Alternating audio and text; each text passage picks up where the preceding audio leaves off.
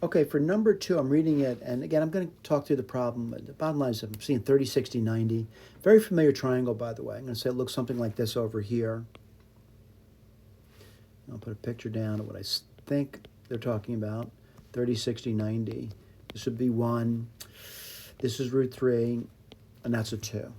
All right? So it says in a 36-degree triangle, the shortest side has length of 1 unit. I do see that. All right? Find the the area common to the two circles which have perpendicular sides of the triangle. So I guess this side here and that side there as diameters of a circle. So this is a problem for me. I got to visualize it. And what I'm going to do is, I'm not very good at drawing pictures, but I'm going to use the machine to help me with it, right? And so what I'm going to do is look at this thing over here, and I want to point out, I'm kind of seeing sort of what they're talking about. I'm going to emphasize I see a triangle that I believe they're mentioning to me. And that's pretty easy to draw, by the way. I'll talk about the circles in a moment, right? But one is to have an idea what they're talking about over here. And I want to label this thing over here.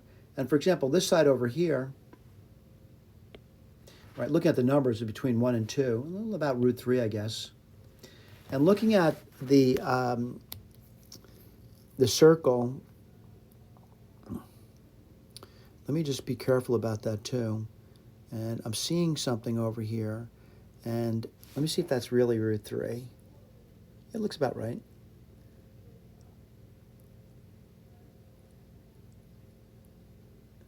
And let me look at the other guy, the other side. I'm going to say this looks like 1 to me. Again, I'm looking at the picture over here, and I'm going to say this is 2. All right? What do you mean by 2? Here, all the way up to there is 2, and this is 1. All right? So I see my 30, 60, 90. All right? I'm going to erase it, though. I do see that, and it's important you understand that you need to see that too. All right? So then the question becomes is, what do they have? They have that these circles over here are the sides perpendicular. Let me get my eraser out now. And I want to point out what I mean by that. That this is going to be one of the diameters.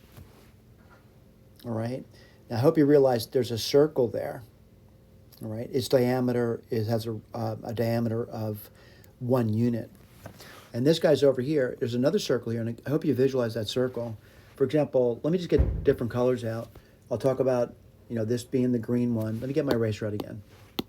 I'll do 2 circles. Let's do the green one first. Let's do this one over here. Again, that we already determined that has length 1, and there's going to be a circle here where that diameter is that perpendicular side. Let's do the other one now. This has a diameter of root 3, and the circle looks like this over here. Again, all I'm trying to do is visualize what they said. All right, and I kind of see that. All right. Now, what I want to do is go back and read the story, because I can't really remember the details. And it says, in 30, 60, 90, we got that covered. The area, find the area common to the two circles, which have the perpendicular sides of triangles with diameters. So I think I know what you're talking about now. I'll tell you what I'm talking about. And I want to get my eraser out. And I know the common area between those two circles, by the way. I'm going to shade that in for you. And they're talking about this over here.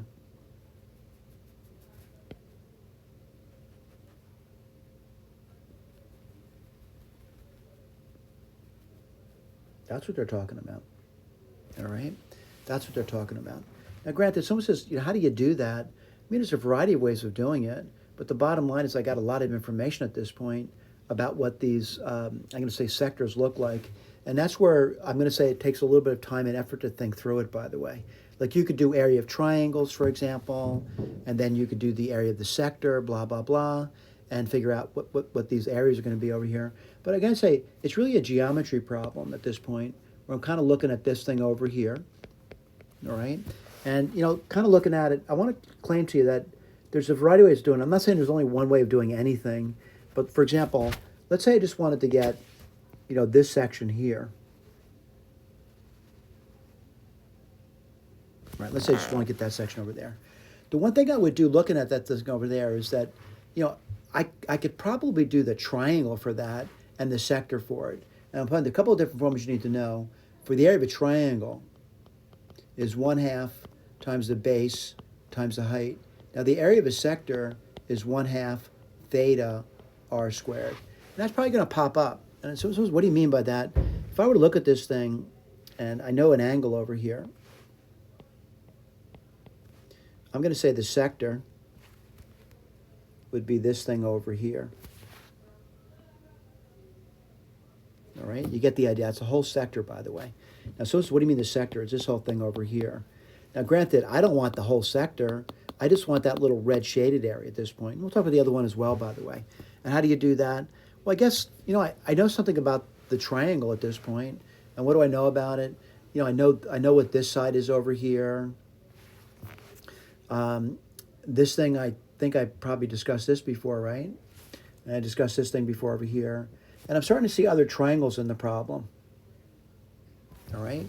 As soon as what triangle you're seeing over there, I'm seeing, that's 30 degrees, by the way. Let me just make sure I get this right over here. If I did this, what I was saying, 30, 60, and I'm looking at this triangle. This would be 30, right? This is right. This is right. I think you get the idea. You're kind of looking at basic geometry over here. What's this thing over here? That would be 6 degrees. You're seeing similar triangles. So let's go back and make sure you understand what we're doing over here. You want to get this one. After you do this one, you do this one over here.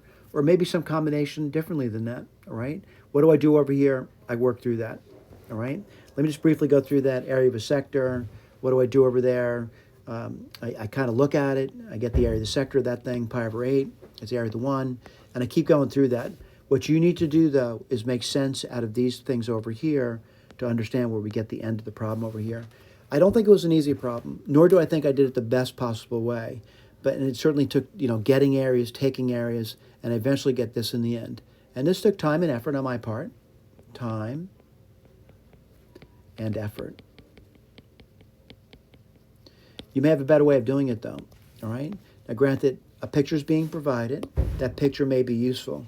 What I would recommend doing, though, is printing the picture out and start thinking about it, all right? Now, when I say print the picture out, you label it. You could have multiple pictures printed out, and you could be doing multiple little sections over here. As many sections you want to make it do, but I see a tremendous number of sections over here. I also see similar triangles.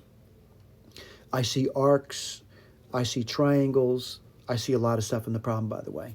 But again, the goal is where these two guys intersect. That's our goal, all right? I did the best I possibly could. If you see a better way of doing it, I would encourage you to do it in a different way and present it to us. I would love to share that with other people. And the bottom line, by sharing it, what I mean by that, a little tiny video would go up.